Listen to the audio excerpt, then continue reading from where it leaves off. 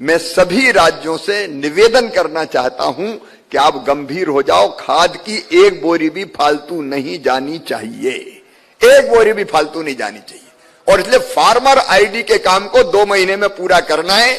मैं तो अतीश जी ये कहूंगा कि कंट्रोल रूम बना के रोज हम रिव्यू करें, मॉनिटरिंग करें, किस राज्य में कितने बन गए, कितने रह गए। मैं माननीय राज्य के मंत्रीगणों से भी कहना चाहूंगा, मुख्यमंत्री से भी मैं बात करूंगा, लेकिन आप इसकी मॉनिटरिंग अपने राज्य में करें। यह बहुत जरूरी है कि अपना खाद किसान से वंचित ना हो। और इसलिए फार्मर आईडी का उपयोग करके जो सिस्टम बनाने वाले हैं, जिसकी चर्चा हुई है, उस सिस्टम से ही हम खाद देंगे, ताकि एक बोरी भी फालतू ना जाए।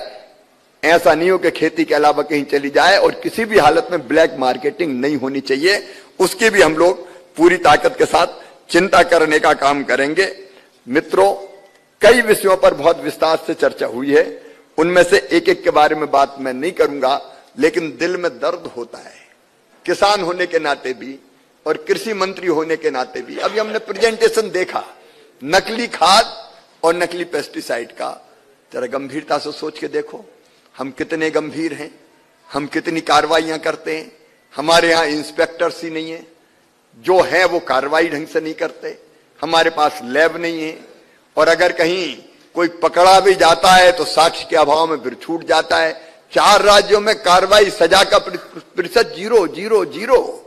इसका मतलब बहुत गंभीरता से इस विषय में सोचने की जरूरत है। मुझे अच्छी तरह याद है, यह मंच भी अच्छी तरह जानता है कि जब हम विकसित कृषि संकल्प अभियान के में किसानों के बीच में गए तो सबसे पहली बात उन्होंने यही कही कि हमको नकली खाद से बचा लो, हमको नकली पेस्टिसाइड से बचा लो।